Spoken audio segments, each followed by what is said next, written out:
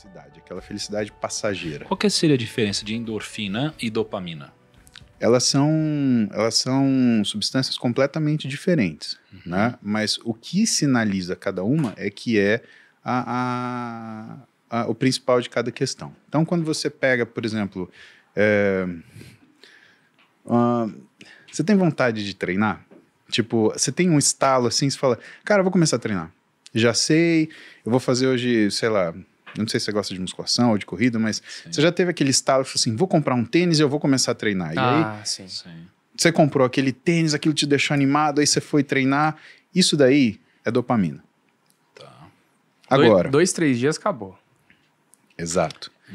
Agora, pega aquela pessoa que faz aquele mesmo treinamento, né? Não sei se você já namorou, tem amigos que, né, fazem academia todo santo dia e a pessoa precisa fazer isso. Se você combina de viajar, aí a pessoa pede assim, será que dá pra gente ficar no hotel que tem academia? Né? E aí a pessoa vai treinar, ou se você já teve essa sensação de você treinar, fazer alguma coisa, e você ter aquela sensação de trabalho realizado, de que você construiu alguma coisa, pô, hoje o treino foi legal. Como, por exemplo, um jogo de futebol, né? Mesmo que você tenha perdido uma partida no jogo de futebol, você vai com uma coisa positiva para casa que te faz voltar a jogar novamente. E não é a competitividade.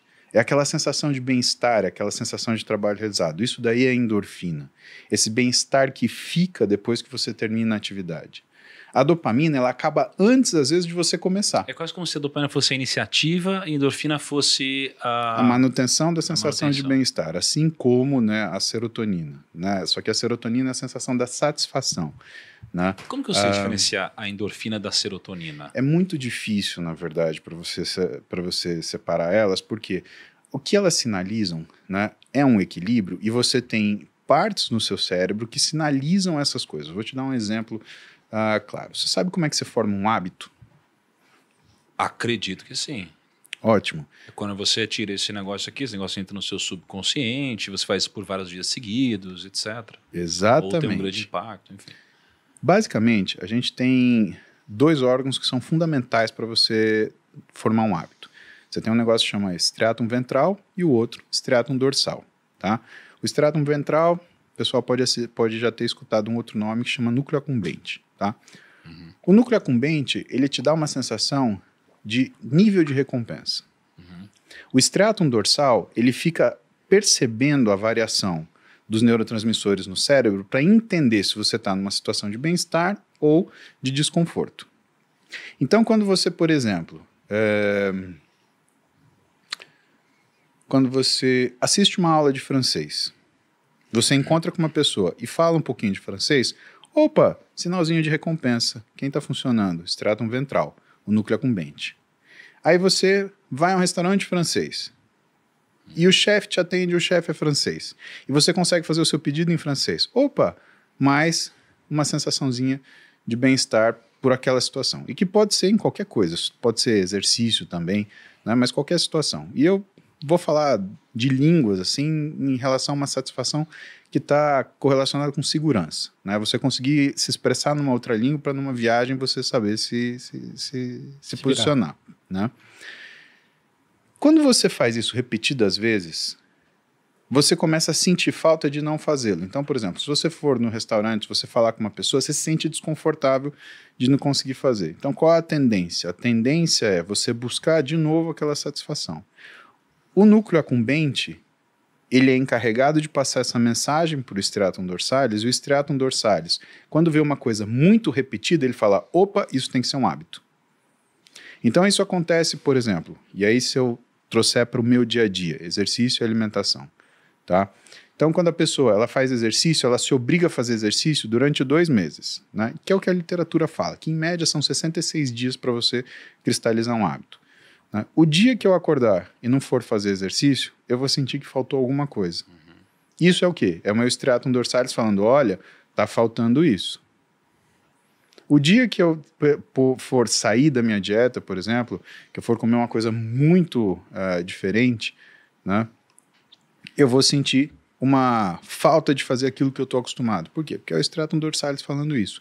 E não é especificamente, por exemplo, a falta de endorfina, não é especificamente a falta de serotonina, é, na verdade, a diferença no equilíbrio desses neurotransmissores. De novo, quando a gente trata de medicina, a gente não fala de um herói ou de um vilão. Então, não tem um neurotransmissor que é excelente. Você tem esse equilíbrio. Para eu te dar uma ideia do equilíbrio, aí eu tenho que falar de uma outra parte, vamos falar da amígdala.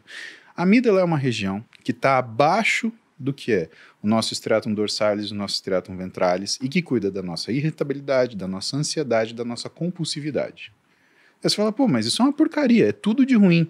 Não, é tudo que você precisa para permanecer vivo. Vamos supor uma situação, tá? Eu gosto de gato. Mas não é por isso que se eu vir um leão entrando por essa porta, eu vou falar, nossa, que interessante, um felino de grandes proporções, originário das pradarias do grande continente africano. Não, cara, não vou fazer isso. Eu vou olhar e falar, caramba, um leão, e vou sair correndo. Ou não vou falar nada, vou sair correndo, vou carregar vocês, quando a gente tiver uns 500 metros, eu vou falar assim, PQP, você viu que tinha um leão lá? Isso é sua amígdala fazendo as coisas para você. A amígdala é o que garante que você permanece vivo. Por quê? Porque os estímulos que são estímulos nocivos, os estímulos principalmente de repulsa, que é o que mantém a gente vivo, né, eles são cuidados pela amígdala. Então não é na realidade um neurotransmissor, é a forma de organização e aquilo que é a nossa tomada de decisão. Aí você fala, bom, mas se eu tenho uma tomada de decisão, que é uma tomada de decisão impulsiva, eu tenho que ter uma tomada de decisão, que é uma tomada de decisão raciocinada, né? E aí, de novo, a gente volta para o Daniel Kahneman, né? Por isso que eu acho que você fez essa pergunta meio que maquinada, né? Porque ele escreveu um livro, né? Uma das grandes obras que ele escreveu foi Rápido e Devagar, né? E ele chama as decisões... Pois é. E que as decisões rápidas, né, as decisões da amígdala, ele chama de decisões do eixo 1.